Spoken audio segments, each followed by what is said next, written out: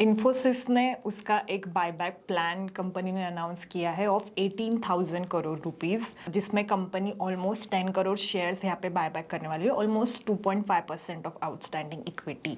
सो इसके ही रिलेटेड एक छोटा सा समरी वीडियो है कि इन्वेस्टर्स ने क्या मेन की पॉइंटर्स है जो ये के बायबैक के केस में ध्यान में रखने चाहिए, उसका टैक्सेशन कैसे होगा, प्लस क्यों कंपनी ऐसा कर रही है, मे बी उसके क्या रीजंस हो सकते हैं कंसिडरिंग आईटी सेक्टर में जो भी स्लगिशनेस चल रहा है। तो we will also think about it from valuation perspective.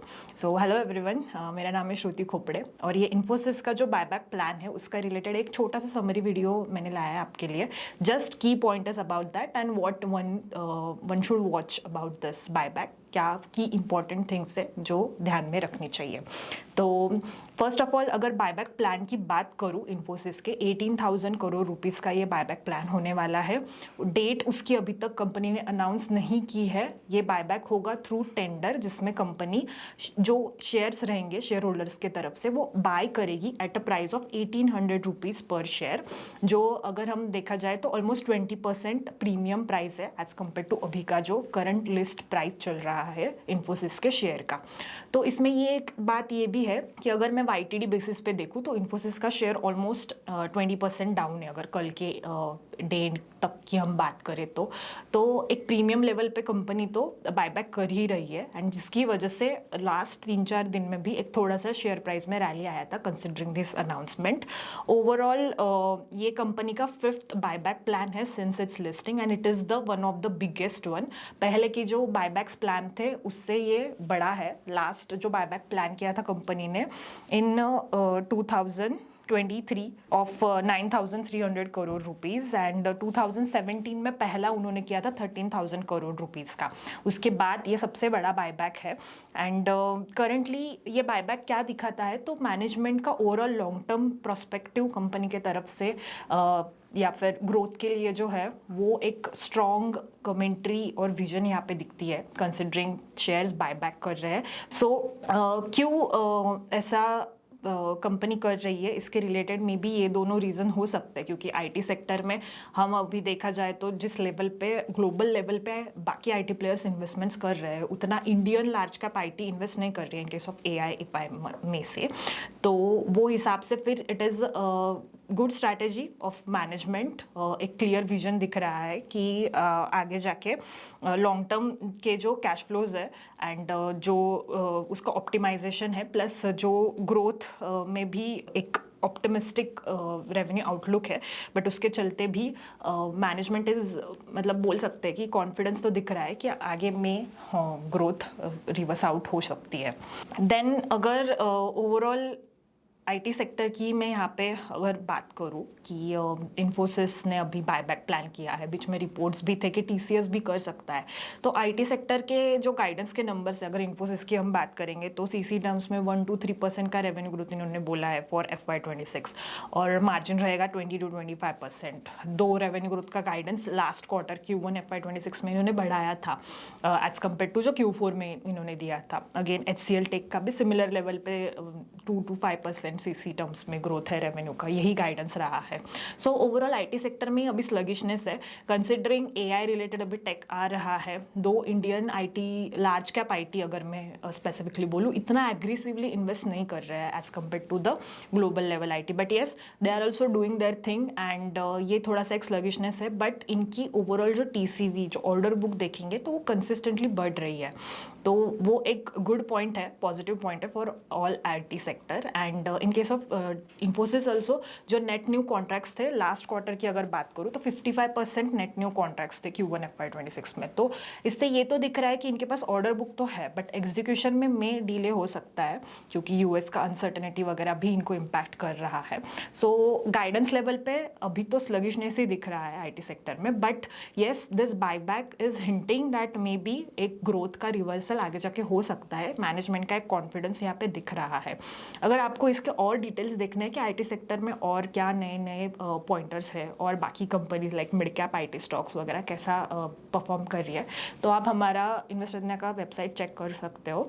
उसमें सेक्टर वाइज रिपोर्ट्स भी है, हम हर क्वार्टर रिलीज करते हैं, हर क्वार्टर के सेक्टर रिपोर्ट्स जिसमें की ट्रेंड्स वगैरह रहते हैं, प्लस जो यदना का 5G एनालिसिस है उसके बेस सारा फंडामेंटल लेवल पे डेटा होता है। तो please do checkout on our website. तो नेक्स्ट मेन एक की पॉइंट यहाँ पे बताऊँ तो इन्वेस्टर्स के लिए इसमें क्या है और इसका टैक्सेशन भी कैसे होगा बायबैक का।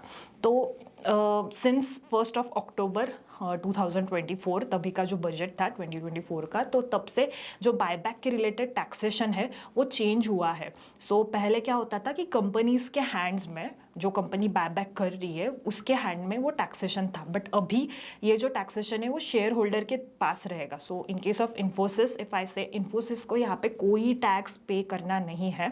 कंपनी के लिए ये बायबैक प्लान टोटली एग्जम्प्ट रहेगा, बट जो इनकम रहेगी वो अभी शेयर होल्डर्स के हैंड में टैक्स होगा। So basically under section 115 QA यहाँ पे कंपनीज को एग्जम्पशन मिला है सिंस 1 अक्टूबर 2024। शेयर होल्डर के लिए जो एंटायर बायबैक के रिलेटेड इनकम होगी वो टैक्स होगी इन मार्जिनल रेट जो रहेगा एज डीम डिविडेंड। वो उनके जो अदर इनकम वाला जो सोर्स होता है, इनकम फ्रॉम अदर सोर्सेस, वो वाले पार्ट में टैक्सेशन होगा फॉर शेयर होल्डर्स। एंड जो भी कॉस्ट होगी वो शेयर की, क्योंकि कभी तो भी उन्होंने बाय किए होंगे वो पर्टिकुलर शेयर होल्डर ने वो शेयर्स, तो उसकी कॉस्ट जाएगी कैपिटल गेन में as a capital loss.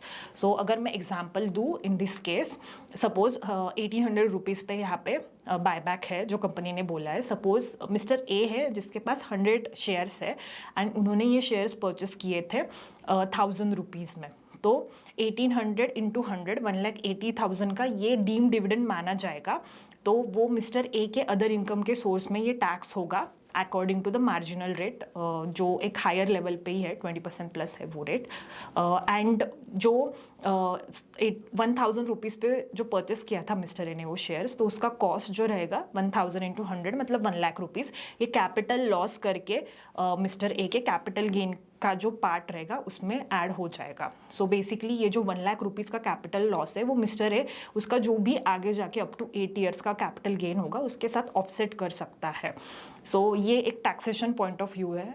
Plus इसमें अंडर सेक्शन 194 कंपनी रहे जो है वो 10% का TDS भी करेगी। So ideally 1,80,000 rupees mister A को मिलने चाहिए थे, कंसिडरिंग बायबैक के 100 शेयर्स थे उनके पास एंड उन्होंने पूरे 100 दे दिए फॉर बायबैक। तो अगर इसमें से TDS कट के उसके पास 1,62,000 रुपीज़ ही आएगा एंड जो 18,000 का TDS है वो उनके पर्टिकुलर TDS वाले सेक्शन में ऐड हो जाएगा। तो ये टैक्सेशन होगा। तो ये बोल सकते हैं डेफिनेटली कि जो हाई नेटवर्थ क्लाइंट्स है उनके लिए ये थोड़ा सा टैक्स एफिशिएंट नहीं है बायबैक का प्लान ओवरऑल।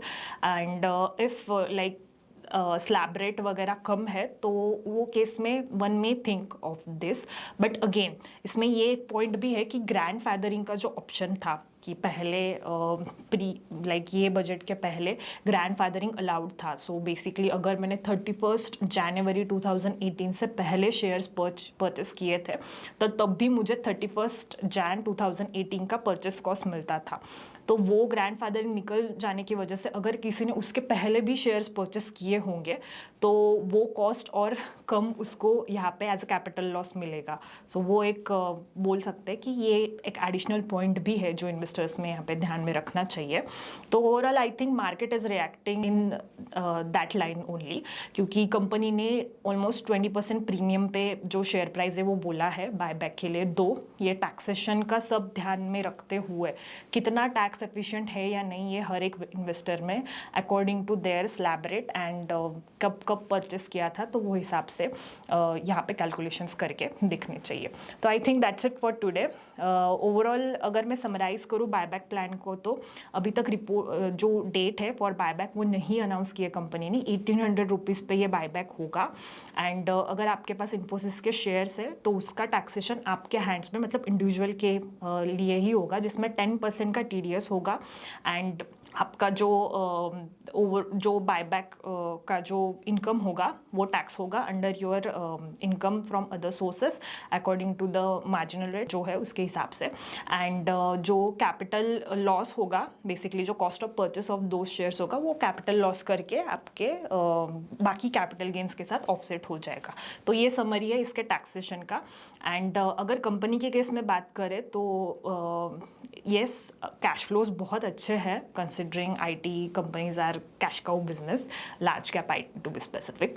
तो एक स्लगिशनेस तो ओवरऑल सेक्टर में है ही, but it is considering as a positive move also in case management का कॉन्फिडेंस दिखता है। बट कुछ लोगों का ये भी कहना है कि ये जो कैश ये यहाँ पे यूटिलाइज कर रहे हैं, तो उससे ये भी दिखता है कि मैनेजमेंट को लग रहा है कि जो वैल्यूएशंस अभी के लेवल पे है वो मे बी चीप है कंसिडरिंग 1800 रुपीज़ का ही शेयर प्राइस जो 20% प्रीमियम पे है अभी के प्राइस से भी। तो वो एक एडिशनल पॉइंट टू नोट है। So I think that's it for today. मुझे आप कमेंट्स में ज़रूर बताइएगा कि आपको ये बायबैक प्लान कैसा लगता है and what do you think about this buyback plan of Infosys. Thank you so much.